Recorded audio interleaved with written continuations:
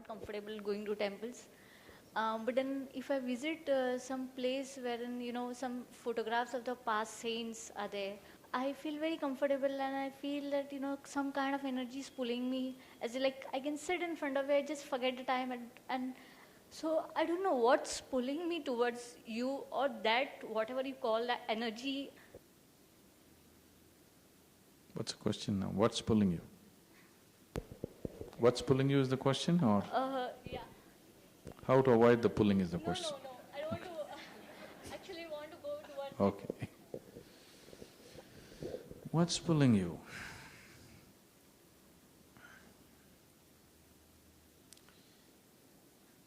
What you refer to as a guru is somebody who has no stuff of his own.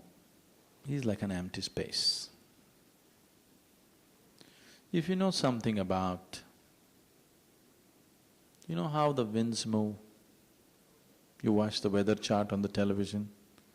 The winds always move from high pressure to low pressure, isn't it?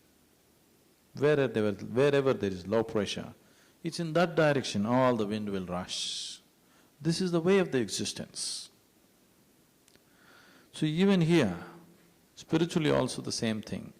Now, one person is totally empty. Now naturally, everything begins to move in that direction because the person is empty within himself.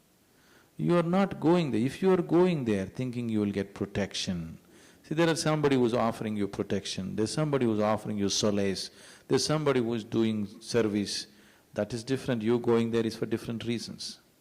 There's somebody who's not doing anything but you're just pulled in that direction.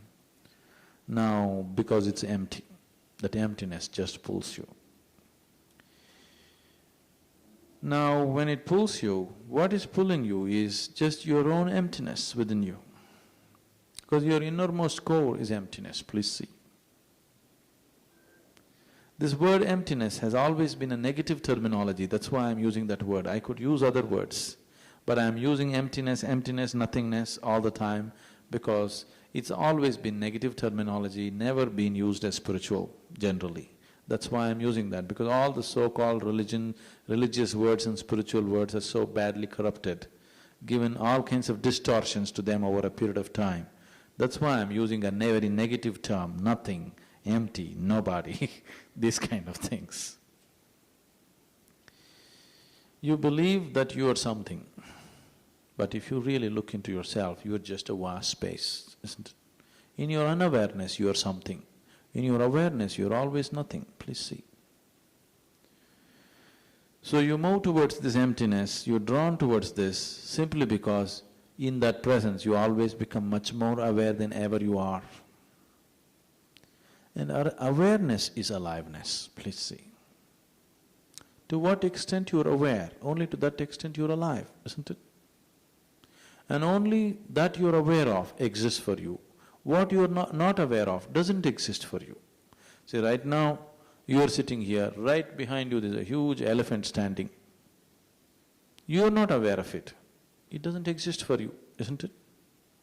Yes? Till you become aware, it doesn't exist. So there's an enormous emptiness within you, which you're not aware of, but another emptiness pulls you. As you get closer to it, suddenly you become how enormous you are. That makes you feel all the blissfulness, joy, whatever else comes is simply out of that. So, you go somewhere and you think somebody is great. You come here, for example, and you think, I am great. It's of no significance. That anybody you will see and you think you're great, that's not a big deal. Now you come and sit with me and you feel great. That's wonderful. That's what matters. You sit with me and in the end, for no reason, you feel you are wonderful. That's great. You think I am wonderful, that's of no significance. Because you will think a cinema star is also wonderful,